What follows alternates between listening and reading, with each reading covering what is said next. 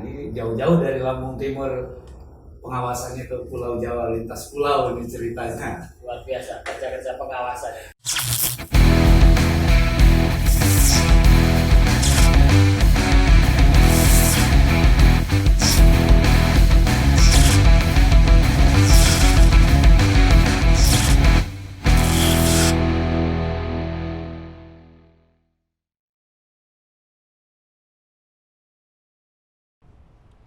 Assalamualaikum warahmatullahi wabarakatuh.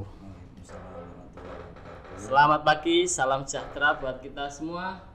Jumpa lagi di acara podcast Bawaslu Kota Mojokerto, media kehumasan, media informasi kegiatan Bawaslu Kota Mojokerto. Pagi ini kita kedatangan tamu istimewa.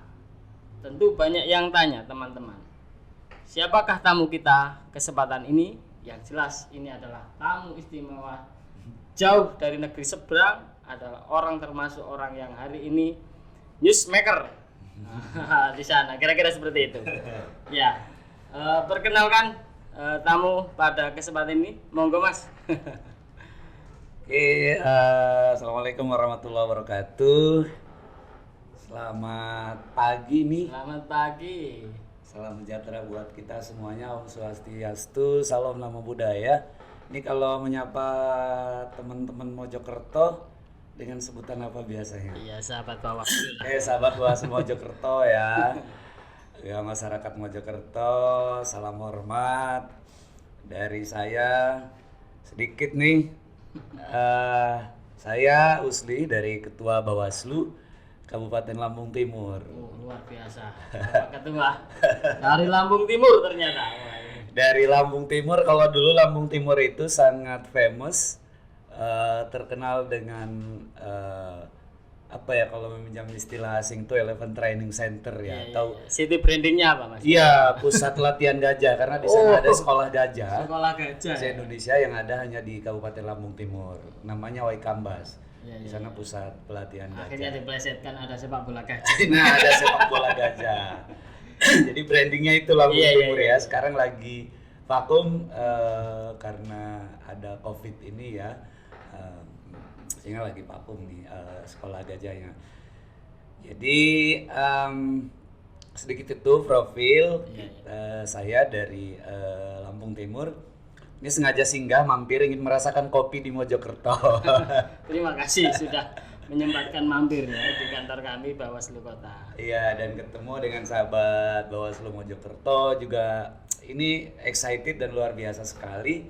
Saya disambut dengan podcast nih ya. Iya, kita todong. Jadi todong podcast yang secara nggak langsung, ini luar biasa kesempatan saya bisa memperdengarkan suara dari Lampung Timur di Mojokerto, ya nggak tahu kapan ini bisa terulang ya. Ini kesempatan yang luar biasa. Iya. Ya, mudah-mudahan di sini bisa berbagi sedikit cerita dan ada sesuatu yang bisa saya rekam. Siap. Jejak digital yang bisa saya bawa pulang, pengalaman yang luar biasa di Mojokerto yang mungkin itu nanti bisa saya aktualisasikan di Lampung Timur, Pak. Siap. Ya. Kita santai ya. Iya. Nah, ini ada kopi. Nah, ini kita ngopi dulu. Iya, sayangnya saya kelupaan nggak bawa kopi Lampung. Oh iya. Padahal branded banget ini di Lampung ini, terkenalnya juga dengan kopi. Ya, berikutnya saya bertanya-tanya juga. Ada apa kemudian Ketua Bawaslu Lampung Timur ini tiba-tiba melakukan pengawasan terdampar di daerah Jawa, terutama di Jawa Timur. Ini ceritanya seperti apa, Mas Usli? Kok bisa ini? Ya, jadi panjang ceritanya nih. Singkat aja. Singkat aja ya. Singkat aja. Jadi kami hadir di Pulau Jawa, khususnya di kami punya tugas untuk melakukan pengawasan pencetakan surat suara Pilkada 2020. Yang pada tahun 2020 ini Lampung Timur akan mengadakan pilkada, pemilihan bupati dan wakil bupati, dan pencetakan surat suaranya ini ada di Pulau Jawa. Ternyata begitu ya. Ternyata begitu. Di mana tempatnya? Di percetakan Temprina Media Grafika Jawa Pos di Kota Gresik ya kalau nggak salah ya. Di Waringin Anom ya? Ya di Waringin Anom di Kota Gresik. Sehingganya ini jauh-jauh dari Lampung Timur, pengawasannya ke Pulau Jawa, lintas pulau ini ceritanya. Luar biasa, kerja-kerja pengawasan. Kerja-kerja pengawasan. Memastikan kira-kira seperti apa? Memastikan betul. Jadi memastikan kita dari approval pertama, memastikan desain surat suara, kemudian dari bagaimana pelipatannya, kemudian ini juga harus kita pastikan supaya pelaksanaan di 9 Desember nanti tidak ada problem, tidak ada problem untuk surat suara yang akan digunakan pada pemilihan kepala daerah 2020 ini. Begitu ya ceritanya. Jadi Iya, bisa tercampur sih Waringin Anom ya untuk Iya. memastikan ya kan itu. Tapi kan slogannya melakukan pengawasan dengan riang gembira ya. Iya. Karena ini masa pandemi. Ya. Riang gembira itu salah satu imunitas. Ya betul. Makanya kalau saya memaknai pengawasan itu ya lakukan pengawasan dengan riang gembira. Yang penting outputnya pulang bawa form A. Jelas. Iya. Siap, Mas Rusli. Iya, Mas iya. Rusli otomatis divisi pengawasan juga merangkap sebagai ketua. Kira-kira Iya. seperti itu ya. Double gardan ya. Nah, ini Double kabin. luar biasa sekali. Apa yang menjadi tantangan pengawasan pilkada di Lampung Timur karena saat ini masa pandemi? Kira-kira seperti apa tantangannya dan Iya. problem-problemnya? Tantangannya kemungkinan nggak jauh beda dengan kabupaten kota yang lain yang tahun 2020 ini berpilkada di tengah pandemi. Jadi ada satu challenge khusus, tantangan khusus bagaimana kualitas pilkada di tengah pandemi ini juga tetap terjaga. Jadi tantangan yang sangat dominan itu adalah bagaimana kita melakukan pengawasan tahapan, tapi bagaimana juga tahapan ini dilakukan dengan tetap mematuhi protokol kesehatan. Nah ini kan tantangan yang luar biasa, kerja-kerja tambahan yang diamanatkan oleh peraturan perundang-undangan dengan tantangan yang sangat eksplisit seperti halnya kegiatan kampanye. Kegiatan kampanye kalau dulu kan pilkada itu meriah sekali ya. Iya. Ada rapat umum, konser musik dan sebagainya. Waduh, pokoknya nuansa pilkada itu kerasa banget ya. Pernak-pernik pilkadanya ini di 2020 warnanya berbeda sekali. Tapi dengan berbeda sekali ini kan punya tantangan. Di kampanye misalnya yang dulu bisa ramai sekali kampanye rapat umum, sekarang cuma bisa pertemuan terbatas, tatap muka. 50 orang maksimal kan di dalam gedung atau di dalam ruangan. Itu kita punya tugas khusus bagaimana peserta kampanye ini juga pelaksana kampanye menerapkan protokol kesehatan. Challenge tersendiri kan. Itu peserta kampanye sulit banget, dulu jaraknya 1 meter harus kita atur. Belum memasuki ruangan harus mencuci tangan dengan sabun, kemudian misalnya juga memakai masker yang tak bisa ditinggalkan. Ini kan luar biasa, kita masuk ke dalam ruang masyarakat yang dimana Bawaslu punya tugas ganda di dalamnya juga kan. Ini sampai kadang-kala saya mengawasi protokol COVID. Mengawasi protokol COVID itu kadang ya kita kan pantau terus nih Panwascam, Panwas Desa melakukan pengawasan protokol kesehatan sampai mereka atur nih jaraknya. Sampai mereka atur challenge, apalagi kan peserta kampanye ibu-ibu misalnya kan harus bersinggungan dengan ibu-ibu, Bu, 1 meter jaraknya kan. Responnya kadang-kala agak kurang ini juga ya, agak kurang ramah juga kan. Gitu tantangannya, harus berhadapan dengan ibu-ibu yang kalau dalam anekdotnya itu ibu-ibu yang biasa ngesen kanan ngesen kiri belok kanan. Iya. Ini kan harus tantangannya begitu, tapi itu ya mana yang harus dijalankan. Sampai kepada kita harus mengeluarkan surat peringatan kan seperti itu. Ya unik dan menarik dan di pilkada tahun 2020 ini. Jadi itulah tantangannya ya. Luar biasa sekali. Aduh. Itu yang ditetapkan menjadi calon berapa di Lampung Timur? Kalau di Lampung Timur yang ditetapkan menjadi calon itu ada 3 orang. 3 paslon ya? 3 paslon yang semuanya dari jalur partai politik. Tidak ada calon independen ya? Tidak ada calon independen yang ditetapkan. Pada proses tahapan pendaftaran ada calon perseorangan mengikuti proses, tapi endingnya tidak memenuhi syarat karena kurangnya syarat dukungan, sehingga yang sesuai ketetapan di tanggal 26 September ya, itu hanya 3 paslon dari jalur partai politik semuanya. Terkait dengan demografi, berapa kecamatan dan DPT sampai berapa di sana? Kalau demografi Lampung Timur ini cukup luas ya. Kita ada 24 kecamatan, kemudian 264 desa. 264 desa. Sudah penuh ya? Penuh, ada 2020 TPS.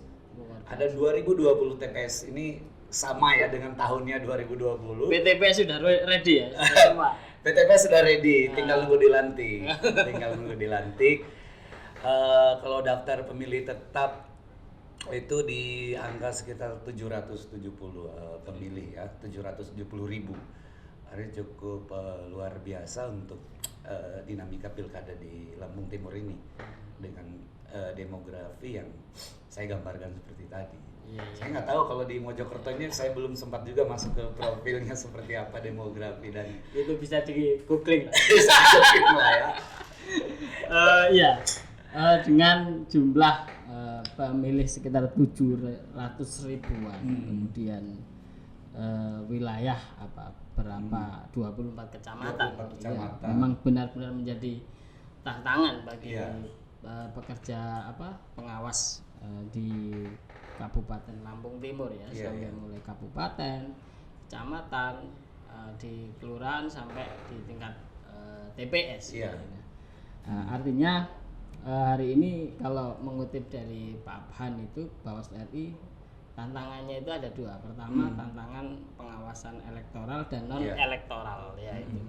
Nah, sejauh ini seperti apa gambaran dari upaya strategis, langkah-langkah bagaimana agar kemudian kualitas proses yang mana ini menjadi tantangan dan juga pernah tarik ulur terkait apakah pilkada ini dilanjutkan atau dihentikan karena pandemi ini, sehingga akhirnya tetap dilanjutkan. Nah, kira-kira langkah-langkah strategis apa kemudian yang dilakukan teman-teman Bawaslu Lampung Timur, bagaimana sampai pada 9 Desember kualitas pelaksanaan ini bisa terjaga, sehingga pelaksanaan bisa sesuai dengan aturan. Prinsip-prinsip dari pilkada kita adalah langsung, umum, bebas, rahasia, jujur dan adil. Kira-kira seperti apa gambaran umumnya sampai 9 Desember nanti? Ya, pada dasarnya apa yang dilakukan Bawaslu Kabupaten Lampung Timur dalam kerangka ya menjaga kualitas demokrasi perhelatan pilkada di tengah pandemi ini juga substansinya tidak jauh berbeda dengan yang dilakukan teman-teman Bawaslu Kabupaten Kota yang lain. Tapi pada itu juga kita kan harus melihat kearifan lokal. Kearifan lokal ini juga menjadi salah satu keyword bagaimana keberadaan Bawaslu di Lampung Timur ini mendapatkan supporting dari masyarakat untuk memastikan kualitas pilkada di tengah pandemi ini juga tetap tidak berkurang kualitasnya, sehingganya kami dari Bawaslu Lampung Timur ini juga harus melakukan langkah-langkah strategis dalam menjaga upaya itu ya. Semisal langkah-langkah strategis yang kami lakukan dengan menggandeng komunitas, kemudian teman-teman pers yang ini juga punya kekuatan sumbangsi dalam mengawal pelaksanaan pilkada, yang mereka pada umumnya lebih bisa mengakses informasi-informasi itu dan bisa berbagi dengan kita untuk ke modal kita bagaimana memastikan setiap titik-titik wilayah ini kualitas pilkadanya juga tetap terjaga ya. Kemudian ormas juga menjadi bagian yang tidak bisa kita tinggalkan ya. Oleh karena itu sinergitas dengan ormas, kemudian tokoh masyarakat dan tokoh adat. Ini tokoh adat ini juga menjadi bagian yang sangat penting. Ada ya, ada. Iya, ada tokoh adat itu. Jadi kami ini kan tinggal di Lampung Timur, Kabupaten Lampung Timur. Adat asli orang pribumi adat apa, Pak? Suku apa? Suku Lampung. Suku Lampung. Iya, jadi tokoh-tokoh adat ini juga harus kami rangkul. Bagaimana untuk menjadi pintu masuk dari pengawasan partisipatif untuk bisa tersampaikan. Ini kan kekuatan adat ini juga menjadi salah satu wasilah media ya, untuk bagaimana menyampaikan pesan-pesan pengawasan kita, pencegahan itu sampai kepada tingkatan bawah, karena kita juga tidak boleh ego. Bahasa-bahasa peraturan perundang-undangan ini harus kita maklumi juga tidak bisa semuanya dikonsumsi oleh masyarakat kita. Oleh karena itu kearifan lokal harus kita sampaikan. Ini salah satu contoh saya dapat inspirasi nih. Memasuki kota Mojokerto ini apa yang kemudian yang ditangkap dari kota Mojokerto? Memasuki kota Mojokerto ini banyak juga ya himbauan-himbauan yang menggunakan bahasa Jawa. Oh gitu ya. Bahasa Jawa tuh di jalan pesan-pesan ini kan tersampaikan. Artinya kearifan lokal ini juga menjadi salah satu kunci. Saya berpikir ini juga menarik ya. Untuk Bawaslu Lampung Timur menyampaikan pesan-pesan pencegahan, pengawasan ini menggunakan kearifan lokal, menggunakan bahasa lokal misalnya, karena bagaimanapun meskipun sangat variatif ya, di Lampung Timur itu bermacam suku, tapi simbol kelampungannya juga harus menjadi identitas gitu kan, sehingga kami juga harus menyampaikan pesan-pesan itu menggunakan bahasa Lampung, dan ini menjadi inspirasi di Mojokerto ini gitu ya. Jadi itu bagian-bagian strategi yang kami juga lakukan untuk menyampaikan pesan-pesan pengawasan ya. Kemudian semisal begini, banyak juga kan di kabupaten kota seperti di Lampung Timur ada distribusi PKH misal kepada KPM, itu saya dorong Pak Panwas itu juga ada ruang untuk bicara, menyampaikan pesan-pesan pencegahan, pengawasan. Saya sampaikan gunakan kearifan lokal. Ya, gunakan kearifan lokal ini misal menyampaikan dengan bahasa-bahasa ibu ya. Dengan bahasa ibu itu supaya bisa tersampaikan pesan-pesan itu. Kemudian kalau ada kegiatan pengajian juga sampaikan, minta ruang lah 2-3 menit, 5 menit ini juga bisa tersampaikan, agar surat pencegahan yang kita sampaikan ini tidak menjadi stigma Bawaslu atau pengawas itu melarang. Semisal, Bawaslu kok pengajian dilarang dikirim surat, padahal surat kita ini kan surat pencegahan. Atau PKH diurusin melarang orang, kira-kira seperti itu Pak. Strategi yang kami lakukan di Lampung Timur sejauh ini. Biasa sekali.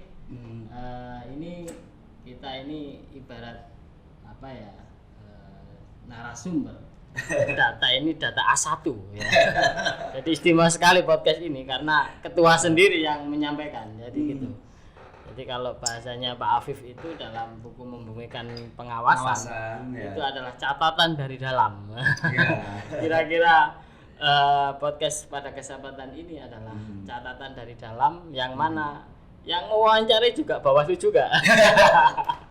Jeruk minum jeruk, kira-kira gitu. Jeruk minum jeruk lah ya. Tapi intinya dari wawancara pada Morning Coffee ini adalah dalam rangka upaya bagaimana pencegahan dan informasi kerja-kerja Bawaslu itu bisa tersampaikan di masyarakat.